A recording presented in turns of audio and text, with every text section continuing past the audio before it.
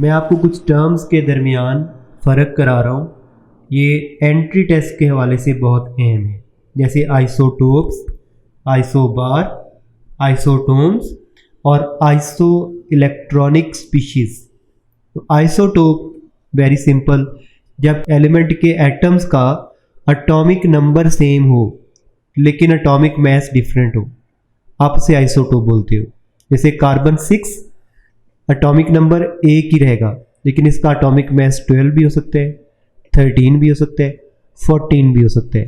तो ये हुए आइसोटोप्स। अब मैं आपको बता रहा हूँ आइसोबार्स के बारे में। तो आइसोबार क्या होते हैं?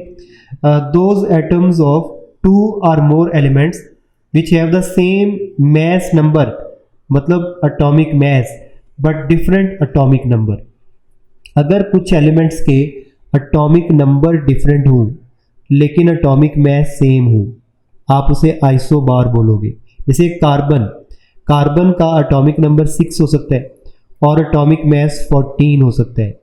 इसी तरह नाइट्रोजन का एटॉमिक नंबर 7 और एटॉमिक मास 14 हो सकता है। अब देखिए, कार्बन का एटॉमिक नंबर 6 जबकि नाइट्रोजन का 7, एटॉमिक नंबर तो डिफरेंट हुए लेकिन एटॉमिक मास दोनों के ही 14 है। तो ये हैं आइसोबार्स। इसी तरह आइसोटोन्स क्या होते हैं?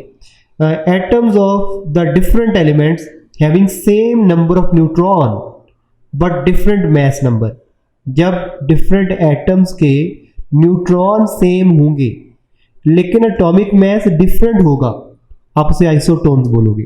जैसे सिलिकॉन 14 एटॉमिक नंबर जबकि एटॉमिक मास 30।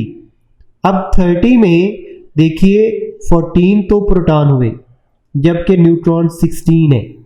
इसी तरह फास्फोरस 15 एटॉमिक नंबर होता है जबकि एटॉमिक मास 31। अब 31 में आप 15 इसके प्रोटॉन है और 16 इसके न्यूट्रॉन है। अब सिलिकॉन में भी 16 न्यूट्रॉन थे, फास्फोरस में भी 16 न्यूट्रॉन हुए। इस तरह sulphur 16 atomic number and 32 atomic mass.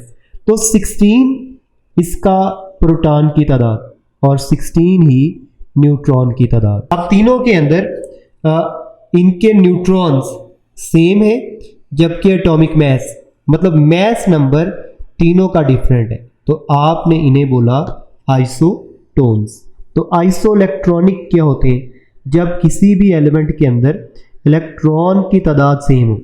जब इलेक्ट्रॉन की तादाद सेम होगी तो आप उन्हें बोलेंगे आइसो इलेक्ट्रॉनिक। जैसे नियॉन के अंदर 10 इलेक्ट्रॉन है और सोडियम में 11 होते हैं, लेकिन अगर सोडियम +1 होगा ना, इसका मतलब उसने एक इलेक्ट्रॉन लूज कर दिया तो बाकी मानदा 10 बने, या दोनों आपस में आइसो इलेक्ट्रॉनिक है।